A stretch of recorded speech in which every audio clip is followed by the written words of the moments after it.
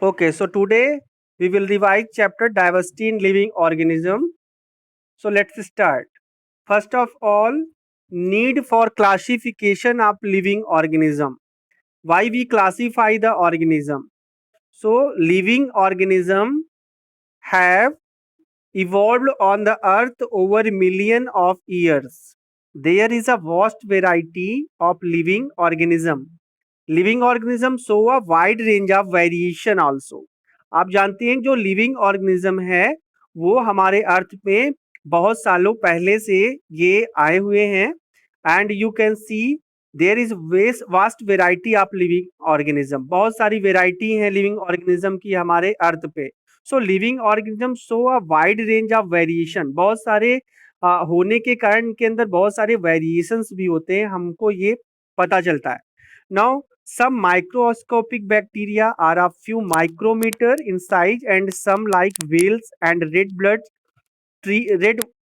trees are about 30 metre and 100 metre in size. जैसे कि कुछ बैक्टीरिया हैं जो कि माइक्रोस्कोपिक नेचर के होते हैं, मतलब उनको हम अपने नेक्ड आइज से नहीं देख सकते हैं, मतलब फ्यू माइक्रोमीटर साइज से लेकर के कुछ बड़े साइज में होते हैं. जैसे कि कुछ बड़े साइज में भी एनिमल्स होते हैं, जैसे वेल्स और रेडवुड ट्रीज, ये लगभग 30 मीटर के हैं या 100 मीटर के लगभग होते हैं. जैसे रेड जो आपका वेल्स है वो 30 मीटर इसकी लेंथ होती है, और जो रेडवुड ट्रीज है ये अप्रोक्सीमेटली इसकी जो लेंथ होती है वो 100 मीटर्स तक होती है. तो ये कहा गया जो वाइड मतलब ऑर्गेनिज्म है उनमें कुछ बहुत ही माइक्रोस्कोपिक होते हैं और कुछ बहुत ही लेंदी होते हैं, या उनको देखने के लिए हमें माइक्रोस्कोप की जरूरत नहीं पड़ती है. Some pine trees live for thousands of years while insect like mosquito die within a few days. कह रहे हैं कि कुछ जो मतलब कुछ ऐसे ऑर्गेनिज्म हैं जो बहुत सारे दिनों तक जिंदा रह सकते हैं, मतलब 1000 ईयर तक उनकी लाइफ स्पैन होती है. लेकिन कुछ ऐसे ऑर्गेनिज्म हैं जो कि कुछ दिनों में उनकी डेथ हो जा रही है. तो ये वेरिएशन आपको देखने को मिल रहा है. तो some organism are colourless and even transparent and some are brightly coloured. कुछ कलरलेस होते हैं, कुछ ट्रांसपेरेंट होते हैं, एंड कुछ जो होते हैं ब्राइटली कलर्ड के होते हैं. तो इन सब चीजों के लिए हमें क्या करना पड़ता है, नीड फॉर क्लासिफिकेशन. इनको क्यों हमें क्लासिफाई करें हम. So to understand and study all these organism is impossible. सभी को पढ़ पाना हमारे लिए इम्पॉसिबल होता है. If they are arrange into different group based on their similarities in characteristic, then it is easier to study the different group as a whole. अगर हम इनको सिमिलरिटी और डिसिमिलरिटी के अकॉर्डिंगली अगर इनको हम कीप करें या इनको जो है हम रखें तो हम आसानी से इनके बारे में पढ़ सकते हैं. So it is clear here that why we classify the organism. उनकी स्टडी आसान हो सके, वो कैसे हैं, कि उनकी कैरेक्टरिस्टिक्स क्या है, इसलिए हम उनको क्या कहते हैं, क्लासिफाई करते हैं. Now, classification of living organism, the arranging of organism into different groups on the basis of similarity in their characteristic is called classification of living organism. So, living organism classification क्या है, उनके according to their similarities या characteristics हम उनको जो classify कर रहे हैं, यही classification होता है किसी भी living organism का. नेक्स्ट, क्या बेसिस है क्लासिफिकेशन का, basis of classification of living organism. क्यों हम इसको, क्या बेसिस है, किस आधार पे हम इसको क्लासिफाई कर रहे हैं. So the main characteristics which are considered for classification of living organism into different groups, whether they are made of prokaryotic और यूकैरियोटिक सेल. या तो वो प्रोकैरियोटिक सेल के बने हुए होते हैं या तो वो यूकैरियोटिक होते हैं. वेदर द सेल अगर singly are they are grouped, single cell है कि ग्रुप में सेल है, उसके बेसिस पे हम इनको डिवाइड कर सकते हैं. Whether they produce their own food, या वो अपना भोजन खुद बना सकते हैं, और they are dependent for another, इस बेसिस पे उनको हम क्लासिफाई कर सकते हैं. तो ये of the organism which produce their own food material, मतलब इनके अकॉर्डिंगली या ये इस बेसिस पे हम लिविंग ऑर्गेनिज्म को क्लासिफाई कर सकते हैं. ठीक है. After that, of the animals मतलब उसके लेबल आप ऑर्गेनाइजेशन पे उनकी बॉडी किस लेवल की बनी हुई है, जैसे कि हमने क्लास में बताया था कि their body is cellular level और टिश्यू लेवल और ऑर्गन लेवल की बॉडी होती है। तो इस लेवल को भी देखते हुए वी क्लासीफाई देम, या उनको हम क्लासीफाई कर सकते हैं। After that, the characteristics used for classification of plants will be different from the characteristics used for classification of animal, because plant make their own food and animals get their food from outside. Plants और animals को हम different different characteristics से उनको क्या कहते हैं, क्या कर रहे हैं हम यहाँ पे उनको क्लासीफाई कर रहे हैं, क्योंकि प्लांट्स अपना फूड फूड खुद ही मेक करता है, जबकि एनिमल्स ये दूसरे पे डिपेंड करते हैं फूड फॉर्मेशन के लिए, फूड के लिए। नाउ क्लासिफिकेशन ऑफ इवोल्यूशन, इसको नहीं, यहाँ पे हियरार्की पढ़ेंगे हम। The hierarchy of classification groups. So living organism have been classified into 5 main kingdom: Monera, Protista, Fungi, Plantae and Animalia. Okay, Monera, Protista, Fungi, Plantae and Animalia. So they are broadly classified. Yes, beta. They are broadly classified into 5 main kingdoms: Monera, Protista, fungi, plantae, and Animalia. Each kingdom has been further classified into smaller subgroup at various level. हर एक क्या कहते हैं kingdom को हम सब group में आगे फिर से डिवाइड करते हैं। जैसे फर्स्ट ऑफ ऑल किंगडम, जैसे मोनेरा किंगडम है, तो मोनेरा के अंदर वो किस फाइलम का है। एक चीज ध्यान देने वाली बात है कि phylum, we use phylum for plants and division for animals. Clear? यहाँ पे गलत लिखा हुआ है, ठीक है, फाइलम फॉर एनिमल्स होना चाहिए यहाँ पे, ठीक है। डिवीजन हम किसके लिए यूज करते हैं? प्लांट्स के लिए करते हैं। क्लियर है? Okay, so phylum is for animals, यहाँ पे मिस्टेक हुआ है, यहाँ एनिमल्स होगा, और डिवीजन फॉर प्लांट्स होता है, डिवीजन प्लांट्स के लिए यूज होते हैं, और फाइलम हम एनिमल्स के लिए यूज करते हैं, animals. Class, order, family, genus, species. So these are the subgroups. By arranging organism on the basis of hierarchy and characteristics into smaller and smaller group, we arrive at the basic unit of classification called species. हम organism को arrange करते करते एक sub level पे पहुंचते हैं या unit पे पहुंचते हैं क्लासिफिकेशन की, जिसको हम कहते हैं species. Species is the unit of classification बेटा। अब आपके दिमाग में आता होगा कि व्हाट इज स्पीसीज, है क्या species? So species is a group of organism which are similar enough to breed and perpetuate. ये स्मॉलर ग्रुप होता है ऑर्गेनिज्म का, या ग्रुप होता है ऑर्गेनिज्म का जो कि ब्रीड करते हैं या परपेटुएशन करते हैं। नेक्स्ट, 5 किंगडम क्लासिफिकेशन में ऑर्गेनिज्म में हम देखते हैं जो हमारा ऑर्गेनिज्म है, they are divided into prokaryotic and eukaryotic. Prokaryotic में आपका मोनेरा आ जाता है, एंड यूकैरियोटिक में आपका यूनिसेलुलर एंड मल्टीसेलुलर हो जाएगा। यूनिसेलुलर में प्रोटिस्टा आ जाएगा with cell wall, okay, Protista आ जाएगा, और मल्टीसेलुलर में विदाउट सेल वॉल एनिमेलिया आ जाएंगे, क्योंकि एनिमल्स में सेल वॉल नहीं होती है। तो जो प्रोटिस्टा हैं जो विद सेल वॉल हैं, ये फर्दर डिवाइड होते हैं, डू नॉट परफॉर्म फोटोसिंथेसिस के बेसिस पे, और फोटोसिंथेसिस जो मतलब मींस दैट कि जो आपके सेल वॉल वाले कैटेगरी के जितने भी एनिमल है या प्लांट है जो सेल वॉल कंटेन करते हैं, दे do not perform photosynthesis or they are able to perform for photosynthesis.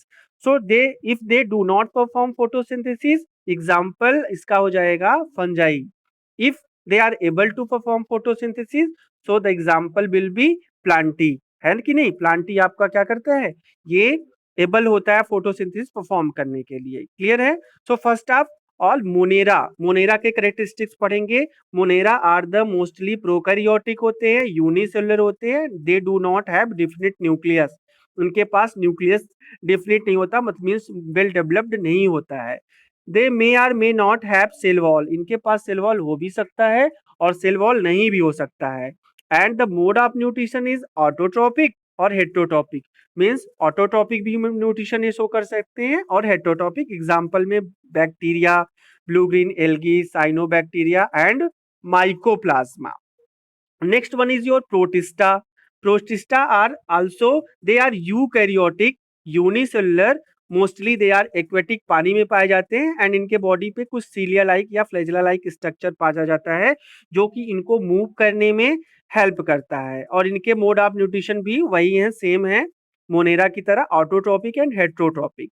इसके एग्जाम्पल हो जाएंगे बेटा algae, protozoans and diatoms. Next है आपका fungi. Fungi they are eukaryotic होते हैं, यूनिसेलुलर और मल्टीसेलुलर हो सकेंगे, मोर देन वन सेल के भी बने हुए हो सकते हैं fungus. And they do not have chlorophyll, इनमें क्लोरोफिल नहीं पाया जाता है, इसलिए अपना भोजन नहीं परफॉर्म करते और किस कैटेगरी में आ जाएंगे, हेट्रोट्रॉप्स की कैटेगरी में आ जाएंगे। And they use decaying organic matter, इन ये क्या खाते हैं, इनका भोजन किस प्रकार का होगा, डेड एंड डिकेइंग मैटर होता है उसको, यस ये अपने बॉडी से एक टाइप का एंजाइम रिलीज करते हैं और डेड और डिकेइंग मैटर को सॉल्यूशन रूप के फॉर्म में बना देते हैं, फिर उसको ये खा जाते हैं। ठीक है, तो इसलिए इनको सैप्रोफाइट्स भी बोले जाते हैं ये। ओके, ये एल्गी के साथ एसोसिएशन या सिम्बायोटिक रिलेशनशिप शो करते हैं और जब ये एल्गी के साथ फंगस होते हैं तो उनको हम लाइकेंस भी बोलते हैं। तो फंगस कौन कौन से हो जाएंगे आपके, आपने ईस्ट सुना है, पेनिसिलियम, एगेरिकस, लाइकेन, एस्पेरजिलस, ये सब थोड़ा कॉमन एग्जाम्पल है आपके फंगस के। नेक्स्ट है बेटा प्लांटी या प्लांट के बारे में है। तो Plantae they are multicellular eukaryotes and they having the cell wall, क्योंकि इसमें हम प्लांट्स के बारे में पढ़ रहे हैं एंड इनके पास क्लोरोफिल होगा, फोटोसिंथेसिस भी परफॉर्म करेंगे। All plants are included in this group, जितने भी प्लांट होंगे वो सब प्लांटी में आएंगे। And they are further divided into 5 groups: Thallophyta, bryophyta, pteridophyta, gymnosperm and angiosperm, जिसको आपने पढ़ा है। एंड नेक्स्ट हम एनिमेलिया पढ़ेंगे प्लांट के बाद। एनिमेलिया आपके मल्टीसेलुलर ऑर्गेनिज्म होते हैं क्योंकि ये इसमें सारे एनिमल्स आते हैं, क्लोरोफिल में नहीं पाया जाता है, सेल वॉल नहीं पाया जाएगा और इनका जो मोड ऑफ न्यूट्रिशन होगा वो हेट्रोटॉप्स होगा। ठीक है, इनको डिवाइड किया गया है 10 ग्रुप में: Porifera, Coelenterata, Platyhelminthes, Nematoda, Annelida, Arthropoda, Mollusca, Echinodermata, Protochordata and Vertebrata. Vertebrata को फर्दर 5 ग्रुप में डिवाइड किया गया है, जब हम एनिमेलिया पढ़ेंगे तो इसको पढ़ेंगे। Now let's come on the first group, that is Thallophyta. Thallophyta क्या होता है बेटा, जो in this group the plant do not have cell wall, या हम sorry, they do not have well differentiated body, इनकी बॉडी वेल डिफरेंशिएटेड नहीं होगी, मीन्स इनके बॉडी में रूट, सूट, स्टेम, लीव्स इस तरह का स्ट्रक्चर नहीं डेवलप होगा। और इसमें थैलोफाइटा में सारे एल्गा आएंगे या एल्गी आएंगे, जितने एल्गी होंगे वो थैलोफाइट्स में आएंगे। Okay, mostly they are aquatic, पानी में पाए जाते हैं, example Spirogyra, Ulothrix, Cladophora and Chara. Next Bryophyta. Bryophyta, इनकी जो बॉडी होती है, प्लांट बॉडी होती है, वो क्या कहते हैं आपके इस जो है थैलोफाइटा से ज़्यादा ये डेवलप्ड होते हैं, इनकी बॉडी ज़्यादा डिफ्रेंशिएटेड होती है स्टेम में और लीफ लाइक स्ट्रक्चर, अभी लीफ दिखा नहीं, लीफ लाइक स्ट्रक्चर ब्रायोफाइटा में आया हुआ है, but they are no specialised structure for conduction of water and other substances, मतलब इनके पास कोई टिश्यू नहीं है, जैसे कि आप जाइलम और फ्लोएम पढ़ते थे उस तरह का कोई स्पेशलाइज्ड टिश्यू नहीं है फूड का या वाटर का कंडक्शन करने के लिए। These plants are also called amphibian of the plant kingdom. Amphibian कहा गया क्योंकि ये लैंड में भी रह सकते हैं और वाटर के अंदर रह सकते हैं। एग्जाम्पल में आपका मॉस हो गया, जिसमें फ्यूनेरिया आएगा, Marchantia, Riccia. So these are the example of bryophytes. Next pteridophytes. Pteridophytes में बेटा क्या होगा, टेरिडोफाइट्स की जो बॉडी होगी, इनकी प्लांट की बॉडी होगी, ये ज्यादा डिफ्रेंशिएटेड, मतलब इनमें रूट भी होगा, स्टेम भी होगा और लीफ जैसा स्ट्रक्चर भी पाया जाएगा। और इसमें फूड कंडक्शन, वाटर कंडक्शन के लिए वेस्कुलर टिश्यू भी डेवलप्ड होंगे, जाइलम वेसल टाइप के। ठीक है, और इसके एग्जाम्पल आएंगे आपके फर्न और मर्सेलिया। नेक्स्ट है आपका जिम्नोस्पर्म। जिम्नोस्पर्म को हम क्रिप्टोगैम्स भी बोलते हैं, मैंने पढ़ाया था आपको, gymnosperm also called cryptogam.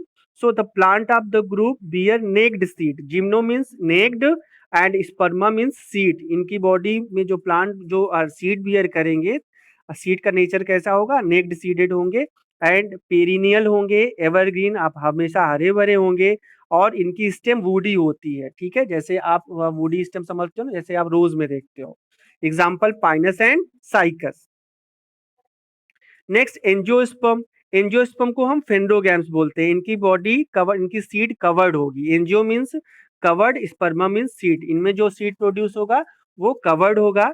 And they are also called flowering plants. इनको, एंजियोस्पर्म को हम फ्लावरिंग प्लांट्स भी बोलते हैं।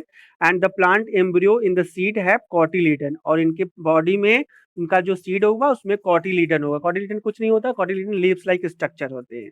And angiosperm is divided into two groups on the basis of number of cotyledon। cotyledon के बेसिस पे हम इनको टू टाइप्स में या टू ग्रुप्स में डिवाइड कर रहे हैं। ठीक है, अगर सिंगल कॉटिलीडन होता है तो हम कहते हैं कि मोनोकॉट्स है। जैसे राइस में, व्हीट में, मेज में, इनमें सिंगल कॉटिलीडन होगा या एक लीफ निकलेगी, etcetera. Green gram peas tamarind, इसमें क्या होगा, आपके plants with seeded have two cotyledon. अगर दो कॉटिलीडन उनमें पाया जाएगा तो जैसे कि ग्रीन ग्राम्स, पीस, टैमारिंड, ये सब आपके डाइकॉट्स में आएंगे, क्योंकि इसमें दो कॉटिलीडन होगी। दो जब जर्मिनेशन होता है तो दो लीव्स एक साथ निकलती हैं। नाउ क्लासिफिकेशन ऑफ प्लांट्स को अगर हम देख लें तो जनरली जो प्लांट्स है वो टू टाइप्स में डिवाइड है। Do not have differentiated body part, जिसमें थैलोफाइट्स आएगा, और डिफरेंशिएटेड बॉडी पार्ट में टू टाइप्स के आएंगे, जिसमें वैस्कुलर विदाउट वैस्कुलर टिश्यू, जिसमें कंडक्शन के लिए वैस्कुलर टिश्यू नहीं होगा, और जिसमें वैस्कुलर टिश्यू होगा विद वैस्कुलर टिश्यू। जिसमें वैस्कुलर टिश्यू नहीं होता वो ब्रायोफाइट्स होते हैं, जिसमें वैस्कुलर टिश्यू कंडक्शन के लिए वाटर होता है। वो आगे फिर फर्दर टू पार्ट्स में डिवाइड हो गए हैं, जिसमें do not produce seed and produce seed. जो प्रोड्यूस सीड प्रोड्यूस नहीं करते हैं उनको क्रिप्टोगैम बोला जाता है। जो सीड प्रोड्यूस करते हैं उनको फेनेरोगैम्स बोला जाता है। जो सीड नहीं प्रोड्यूस करते हैं, जो क्रिप्टोगैम बोले जाते हैं, उसमें टेरिडोफाइट आएगा। जो सीड प्रोड्यूस करते हैं उसमें क्या होगा, फेंडोगैम बोले जाएंगे, और वो टू टाइप्स के होंगे, bear naked seed and bear covered seed. या तो वो नेक्ड सीडेड होंगे या तो वो कवर्ड सीडेड होंगे। नेक्ड सीडेड बेटा जिम्नोस्पर्म होते हैं, कवर्ड सीडेड में एंजियोस्पर्म होते हैं। अब जो एंजियोस्पर्म होगा वो टू टाइप्स में डिवाइड होता है कॉटिलीडन के बेसिस पे। अगर सिंगल कॉटिलीडन होगा तो मोनोकॉट होगा, अगर डाई कॉटिलीडन होगा तो डाइकॉट होगा। ठीक है, तो ये आपका पूरा प्लांट्स का क्लासिफिकेशन हो गया। Okay, so thank you.